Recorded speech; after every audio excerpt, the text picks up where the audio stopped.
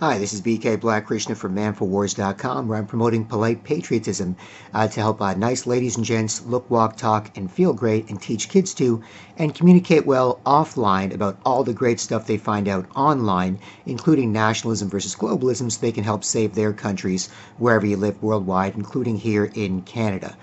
There's clearly some issues. All of our favorite artists have said, be nice. You can talk about easy stuff or tough stuff. Artists like Bob Marley and the Wailers 40 years ago said things like, could you be loved and be loved? Don't let them change you. No, no. Or even rearrange you. We've got a right to live. Ooh, ooh, ooh. They say only the fittest of the fittest shall survive. Stay alive. Could you be loved and be... So it's basically, you got to act nice enough to talk. You got to act nice enough to get along so you can be cool with each other and you can defend where you live. And just like 40 years ago, Bob Marley and the Wailers were going on about that. The same thing is happening today. So check out manforwars.com for more info on that. But this video is called NBA. Raptors stomp Heat 125-104 and look happy and war ready. And it was a great game, if you saw the game, 125-104. The Raptors led from start to finish, and the Heat, Miami Heat, in Dwayne Wade's last year, the legendary two-guard Dwayne Wade's last year, they really want to get into the playoffs. They really want to get him into the playoffs. They've got a tough culture. They've got a hard-nosed defensive culture, and they don't tank. They don't quit. They don't whatever. So, they're typically going for it all the time, and yet the Raptors stomped them. And this is on a Sunday afternoon at 3:30 when they just spent Saturday night in Miami. So you got to really respect the young men and the youngish men and the young men of the Toronto Raptors for kind of pulling this out and doing a great job. So, and the reason the Raptors have so many fans is they look happy. They're a happy team. They're a team that looks like they like each other. They like the coach. They like where they work. They like their fans. They play with some joy. If there's any disagreements, it's typically not out of selfishness. It's out of trying to help each other out. And so they're a really fun team to teach for, to root for. And they look war ready. They look like they're ready for battle. They look like they're tightening their focus for the playoffs, and they're really, locking in defensively, starting with Kyle Lowry as the leader of the team, and then filtering out to everybody else as well, because he does a great job leading. So I want to go through a couple of things that I noticed from the game that I think, are relevant here. One is when it comes to the bench. The bench has been crapped on for a lot of this season, and often for good reasons, because it wasn't as good as last year's Toronto Raptors bench, the 2017-18 season. And so, excuse me. And when it comes to the bench, they've certainly been picking it up more recently. It's been a bit hit and miss, but ultimately, I'm going to focus on new Raptors backup point guard Jeremy Lin and new Raptors sometimes backup or sometimes starting center Marc Gasol. And what I noticed with them over the last few games, and it's just because they're really nice guys, they're true professionals, they just got traded very late in the season, right at the trade deadline, or traded in the case of Marc Gasol, or a buyout shortly after the trade deadline in the case of Jeremy Lin. They're trying to defer. They're trying to be nice. They're the new guys on the team. And even if you play pickup ball, you go to a court and some other people there know each other better. I've done it in Canada. I've done it in America. I've done it in Puerto Rico, and places where they don't even speak English. And you want to make sure that you kind of fit in by not hunting for your shot. You're not going to get out there as a gunner, unless you have an absolutely deadly shot. You feel like you're clearly, based on the level of competition there, you're clearly, obviously one of the best players there, then maybe you can do that a bit. But initially, you want to feel out your teammates, let them feel you out, prove that you're not a selfish guy, so you're not going to hunt for your shot. So you're going to make the pass, you're going to set some picks, you're going to play some defense, and then when you happen to get open in the flow of the game, then you might, pull the trigger on a couple of shots.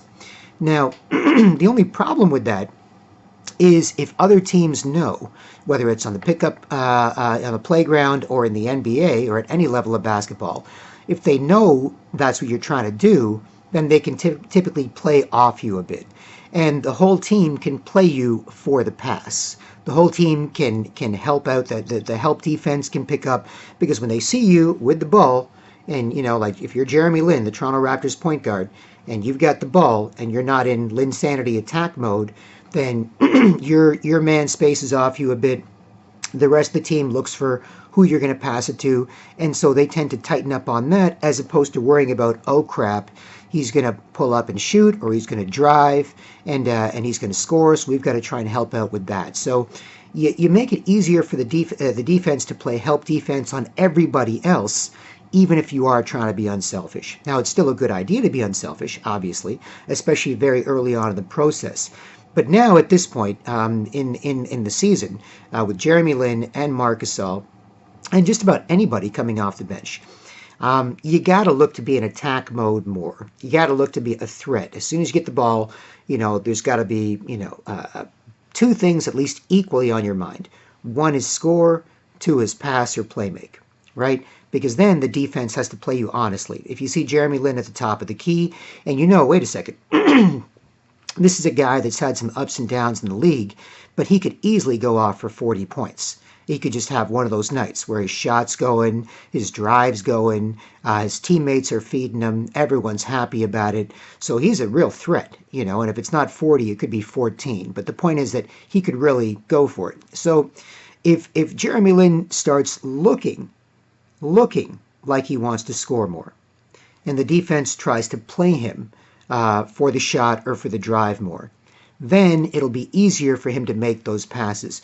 Right now, what seems to be happening over the last few games, as the Raptors and Lin are kind of working out the kinks, is he's sort of bringing the ball up, looking to sort of, see which plays he should run or he should call, or that he should look to Coach Nick Nurse to call. And then from there, he's trying to get into his offense. And it's leading to some stagnation. It's leading to people playing off him and helping out more on the other Raptors. It's leading to a tougher time making plays, and it's leading to some frustration. Not all the time, but on certain plays. But if he's got that look in his eye like, I'm just going to drop a three in your face, or I'm just going to pretend like I'm going to drop a three in your face. I'm going to drive right by you, and someone's going to need to help because Jeremy Lin can still drive. And then I'm going to either pass it off to Pascal or Kyle or Norm or OG or Marc Gasol or Ibaka or whoever. If Lin looks like he really wants to score, that'll make it easier for him to pass too. So that's one thing. And with Marc Gasol, it's very, very similar as well. He's got to have that look in his eye like, no, I'm here. I'm a respected veteran on this championship caliber team, certainly a contender this year in the East and possibly to win it all. And I'm not I'm not Chris Boucher, our, first second year center who just got called up from the G League, who's, he's pretty, shot happy too, but that's typically at the end of the game in garbage time. But my point is, it's not a young player that's looking to fit in. These are veteran guys. So if they look and they go, no, we're all cool now. We've established that. I'm looking to score. I'm not looking to score to be selfish. I'm looking to score because I'm a veteran on this team, and I can help my team win by scoring. So it doesn't matter who we're playing, Boston Celtics, Golden State Warriors, New Orleans Pelicans, it doesn't make a damn difference, right? I'm looking to score for my team, and I got that look in my eye like I'm hunting for it. Then the whole defense has to pay more attention to them as a scorer or a playmaker or as somebody who's driving, and that will open up more passing for both of those excellent passers. So that's my first recommendation when it comes to those two guys. Excuse me. A second note here is on Kyle Lowry. Kyle Lowry is a phenomenal player and a phenomenal leader. Excuse me. And, the stats are there, around 15 and 10.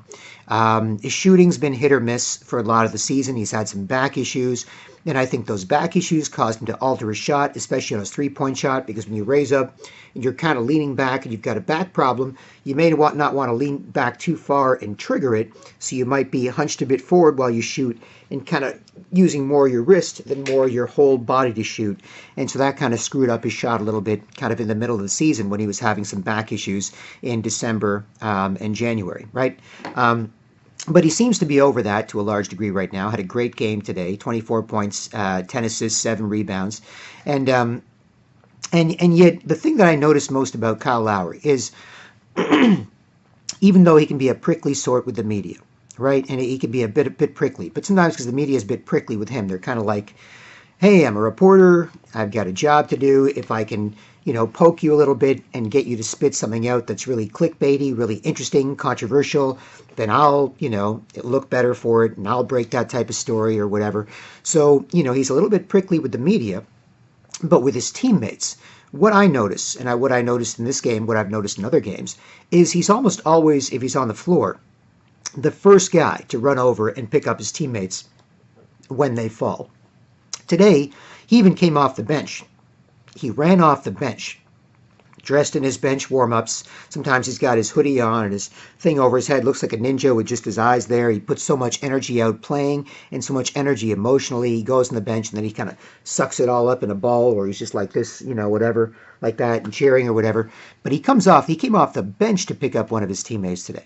And you see him, he doesn't just come over like, okay, we're all resting, you're resting on the floor, whatever. He comes over fast, like, yo, that was great, and sometimes you want to let your teammates rest on the floor for a little bit if they've, had a hard fall or if they're out of breath or whatever. But Kyle wants to make the point of how much he wants to help you up. That's part of Kyle Lowry's overall leadership package, the court vision, the intangibles, all the little things he does, the raw numbers, and so on. But just seeing him, because he's the leader of the team, and he's a 31, 32-year-old point guard. He shouldn't necessarily be the first guy running over to pick guys up. Norman Powell, 24-year-old, or Pascal Siakam, 23-year-old or whatever, those guys can be like, hey, don't worry about it, old man. We got this. We'll run over there and pick up whoever as soon as possible, right? But that's just Kyle Lowry's way. That's just Kyle Lowry's leadership. So it's absolutely magnificent to see. So kudos to Kyle Lowry on that. Another point is it was nice to see a pissed-off OG Anunoby. It was nice to see a pissed-off OG Anunoby, right? He had 2 straight slam dunks in the fourth quarter, about 5 minutes left in the fourth quarter there. And OG, I think, is his background. He sort of came from, I think, wealthy, African parents and was raised in England. And he sounds like, just his demeanor is very, very calm, pleasant, flat demeanor. He sounds like a little British white guy who's afraid to get into a fight. That's what he sounds like. And he's so unintentionally funny that his teammates find him hilarious. Like his teammates have said in interviews, some of them find OG to be the funniest Raptor or among the funniest Raptors. But even they say it's not because he's trying, but it's because that's his demeanor is naturally like that. Just, you've got this massive, hulking 6'7", 6'8", 230-pound physical specimen who still hasn't figured out how to use his body yet. You'll see flashes of it here and there, especially defensively, sometimes offensively, but once he gets that whole package together, he's just a monster of a man. He's bigger than Kawhi Leonard, and he's more athletic than Kawhi Leonard, according to his teammate Danny Green, who saw Kawhi at around the same age, and he says, I don't know who's going to be better, but if he copies what Kawhi does with that type of superior athleticism, he could be definitely Kawhi Leonard-like. So OG Anunoby has a tremendous amount of potential, and Raptors GM Masai Ujiri was supposedly seen talking to him recently at a Raptors practice, which is unusual for the general manager and a third-year player like OG, but but it was amazing, or second-year player, excuse me. But it was amazing to see him get those 2 slam dunks and just have a really pissed-off look on his face and pissed-off demeanor.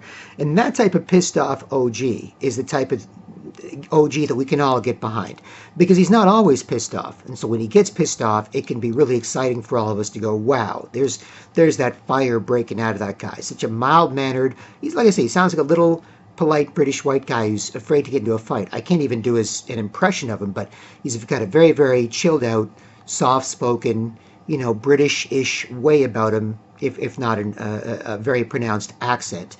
And so, that was really fun to see. A pissed-off OG. That was a lot of fun. Excuse me. I'd like to comment for a sec on the Kawhi Leonard load management issue. Now, I was hoping Kawhi Leonard would play today. I'm thinking, just 20 games left. This isn't a back-to-back. Miami's really hunting for a playoff spot. They're going to come out, in full force, and you just want to see Kawhi Leonard play. While he's a Raptor, hopefully he remains a Raptor. But even if he doesn't remain a Raptor, it's because he's one of the top 10 players in the game for sure, and there's always a chance that he could be top 5 because he's been pretty collectively understood as a top 5 player before. And this year, he's hovering around that top 5-ish range, right? But definitely a top 10 player in Kawhi Leonard. So you'd love to see Kawhi Leonard play.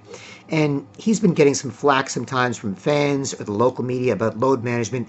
And I understand that. And you obviously want to see him play. And if he's healthy enough to be spectacular or very, very good, on many nights, then, why does he have to take some off? That could be some of the logic. For example, on Friday night against the New Orleans Pelicans in the first half, he looked like he just went out to a basketball court that was empty by himself with a ball, and he was just shooting around. He was just, I'm just taking some shots. I'm just going here, going there. Ooh, just do a little fadeaway here. Oh, maybe I'll try a left-handed layup there. He was doing whatever the hell he wanted to the New Orleans Pelicans, who were on Friday night very injury depleted, missing all their top players, and who like to run a very, very fast-paced offense that focuses less on defense and more on transition offense, frankly. So, it wasn't like he was going up against, one of the better defensive teams in the league or a great team, at full strength. He was going up against a bad team that was seriously depleted by injuries. But nonetheless, still an NBA team with NBA players and young guys who are playing in the stead of some of their veterans and their hurt stars who still want to make a damn good impression on their team and their coach and get more minutes and get a bigger payday and get more recognition and so on. So it couldn't have been quote-unquote easy, but he made it look really easy, right? And so when it comes to that and the load management stuff, you got to figure out a couple of things, right? If he missed all of last year, right, with this mysterious quadriceps injury, which took a long time to heal, and which could come back. It could be the type of thing that is reoccurring based on sort of our general vague understanding of it. Then obviously, more load management is better than less load management, so you make sure you have them, at the end of the season, in the playoffs, and even for more regular season games than not. So that's a good thing. But the other thing is, if he's going to be a Raptor for the next 10 years, not saying he will, could go to the LA Clippers, as many people suggest, or somewhere else.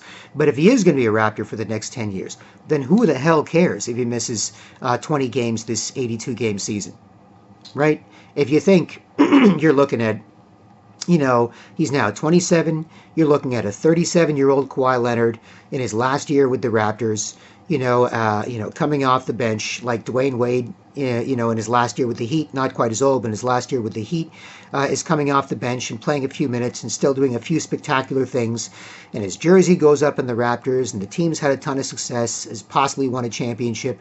Then who the hell cares, right? So if you're looking at, your star player like that, and you're looking at load management, and the team treats him like, no, we're not just going to try and squeeze as much juice as we can out of you as an orange this season to win as many games as possible so that the general manager looks good, the coach looks good, we need to get it done, you might leave, let's just work you to death while you're here. No. The Raptors are not looking at Kawhi Leonard like that. They're looking at him like, we want to show you how well we'll treat you, how well we'll take care of you, how great our team is, city, organization, fans, and we expect that we are going to make it easier for you to consider staying with the Raptors for this contract and perhaps more in the future, right? So if you're looking at it that way, where he could possibly be a Raptor for the next 10 years, then this is really not that big a deal. And if the team is treating him like that's something they can expect or something that they hope he considers, then obviously that'll factor into his decision. So it's a good move on the Raptors' part. The other thing is, in San Antonio, right? In San Antonio, it's very much the system first. The system first. It's all about the system. You fit into Greg Popovich's system. The star in San Antonio is Coach Greg Popovich. Legendary coach, possibly the best NBA coach of all time. And taken his teams to playoffs for 21 years. Their previous franchise star, Tim Duncan, very low-key, didn't want the celebrity, didn't necessarily want to be treated like a star, was a super, possibly the best teammate in the league, and had, an ego in terms of winning, but had no ego in terms of being selfish relative to his teammates and relative to the system. So the system really worked around that. And yet, when it comes to the stories about Kawhi Leonard, he's in this age. He's in this new age of social media and star treatment and, more teams bending over backwards for their stars because stars sell tickets. Stars are the key. And so the San Antonio model that developed over the last 20-something years is clashing with the new star-driven NBA, right? If you go with somebody like LeBron James or Kyrie Irving or Kevin Durant or Joel Embiid or, Ben Simmons or any of these guys, right? Today it's like, I'm a brand.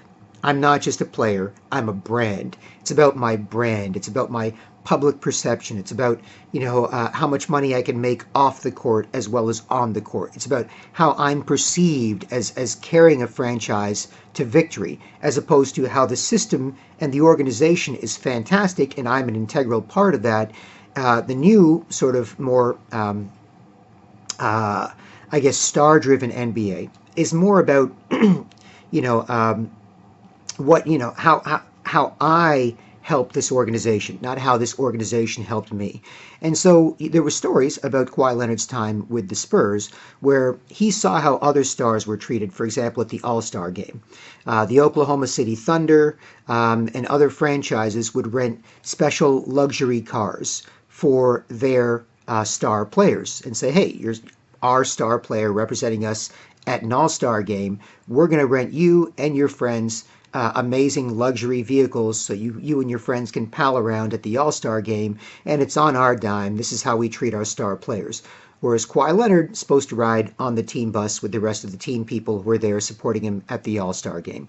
And other examples like this. So Kawhi himself may not be, in his mind thinking star, star, star, but if he is an NBA star and he's got NBA star peers and he wants to be, a part of that group, then, obviously, as a young guy in his early or mid-20s, mid to late 20s, he doesn't want to be seen as singled out, right? He doesn't want to be like, hey, going to the All-Star game. Hey, Russell Westbrook, oh, they rented you a Range Rover or a tricked out, Bentley SUV, for you and your whole friends. Oh, they're giving you all these special perks. Me, no, team guy, just on the bus here. It's all good. It's harder to fit in, and it doesn't make him look as good. So from an optics perspective, it's not as good. And then there are people around him who might be saying, look, you only have so much time to do this. Just do it well. You don't have to change who you are, but what you're given and how you're recognized should be changed a little bit. So giving him the star treatment, the Toronto Raptors giving him the star treatment with load management, saying, nope, you're special. Look, Kawhi, it's Sunday. We're playing the Miami Heat, but we've got a great team without you. And if you want to go out to Miami and get, have a few drinks, dance with some girls and stay up really, really late and have a great time, and you don't want to play on Sunday at 3 o'clock in the afternoon, 3:30 in the afternoon, don't worry about it. We got this. It's a regular season game. Just don't worry about it. Now, next game, we want you to come in and destroy, right? Because we gave you this game off. So for whatever reason, that type of extra star treatment for Kawhi is a way of buttering him up as the Toronto Raptors franchise compared to what he was used to with the San Antonio Spurs franchise. So that's not necessarily a bad thing to do. And when it comes to that, there's a certain mystery around Kawhi Leonard. I'm glad he's actually not talking too much about this, that, or anything. And yet, the idea that he's completely silent and doesn't talk and doesn't like to talk and can't talk, that's also overblown. I've seen a few interviews with him. He's just very, very low-key, and he's very, very careful around the media because he knows how the media spins things. And if you compare that, if he'd come out with load management and he said, it's my career, I'm a free agent next year. I've got to take care of my health. It's all about my contract. It's all about me. I had a bad time last. If he's whoa, whoa, whoa, the media would run with it. Fans would go crazy. It would be destabilizing for the franchise, the organization, his teammates, the fan base. It would be like, oh, it'd be a mess, right? So I'm glad he's not talking about it. I'm glad he's not talking about it. I'm glad it's just a real. Nope. Alex McKechnie, director of the Raptors medical staff, he kind of monitors Leonard's recovery from a career-threatening injury that kept him out of all but 9 games last season. And it's just happening. It's just, he's just not playing today. Now, the media looks worse for bitching about load management than anybody else. The media and some of the Raptors fans bitching about load management, they look worse than anybody else, especially when he comes back a game later and kicks some ass. And as even Danny Green has said, you know what, it can be tough with the different lineup changes and so on, blah, blah, blah. But if these guys need rest and they get rest and they come back and they help us kick ass and win, who cares, right? And when he is resting, we got a deep team.